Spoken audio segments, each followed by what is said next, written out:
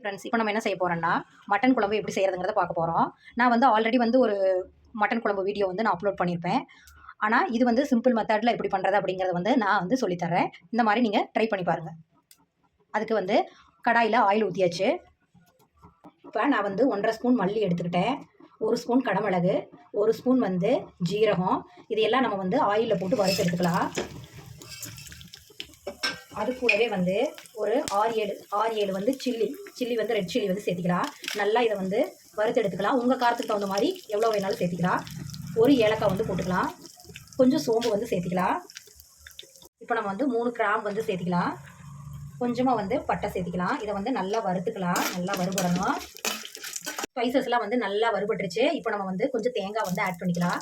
இதையும் நல்லா அது கூட வந்து வறுத்து எடுத்துக்கலாம். இந்த மாதிரி வறுத்து எடுத்துக்கோங்க, கரிஞ்சிடக்கூடாது. இதை வந்து நல்லா இந்த மாதிரி நல்லா வறுக்கணும். வாசனையோடு வந்து வறுத்து எடுத்துக்கணும்.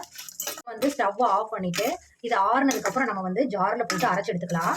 ஜாருக்கு மாற்றியாச்சுங்க. இதை வந்து நல்லா பொடிச்சு எடுத்துக்கலாம். நான் வந்து கொஞ்சம் சின்ன வெங்காயம், ஒரு 4 5 பல்லு பூண்டு, கொஞ்சம் இஞ்சி வந்து எடுத்துக்கிட்டேன். இதை வந்து ஆயிலில் போட்டு நல்லா வணக்கி எடுத்துக்கலாம். இப்போ கடாயில் வந்து ஆயில் விட்டாச்சு கொஞ்சமாக. இப்போ நம்ம வந்து கட் பண்ணி வச்சுருக்கிற வெங்காயத்தையும் வெள்ளைப்பூடு இது எல்லாத்தையுமே நம்ம வந்து ஆட் பண்ணிக்கலாம். இதை நல்லா வதக்கிக்கலாம். நல்லா வதக்கி எடுத்துக்கலாம் ஆயிலில். ஒரு மீடியம் சைஸ் தக்காளி வந்து சேர்த்துக்கலாம். நல்லா இதை வதக்கி எடுத்துக்கலாம். இப்போ வதக்கியாச்சுங்க. இதை வந்து நம்ம ஆற வச்சு ஜாரில் போட்டு அரைச்சி எடுத்துக்கலாம். இந்த மாதிரி பொடிச்சு எடுத்துக்கணுங்க. இது கூடவே வந்து அந்த வெங்காயம் தக்காளியெலாம் போட்டு அரைச்சி பேஸ்ட் மாதிரி அரைச்சி எடுத்துக்கணுங்க. இந்த மாதிரி வந்து பேஸ்ட் மாதிரி அரைச்சி எடுத்துக்கணுங்க. இப்போ ஆயில் விட்டுக்கலாங்க. அது கூட வந்து கொஞ்சம் சோம்பு போட்டுக்கலாம். ஒரு பச்சை மிளகாய் போட்டுக்கலாம்.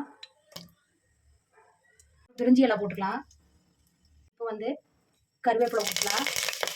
இப்போ வந்து கட் பண்ணி வச்சுருக்கிற சின்ன வெங்காயத்தை போட்டுக்கலாம். நல்லா வதக்கி விட்டுக்கலாம். இப்போ நம்ம வந்து மட்டனை சேர்த்துக்கலாம். நான் 1/2 கிலோ மட்டன் எடுத்துக்கிறேன்.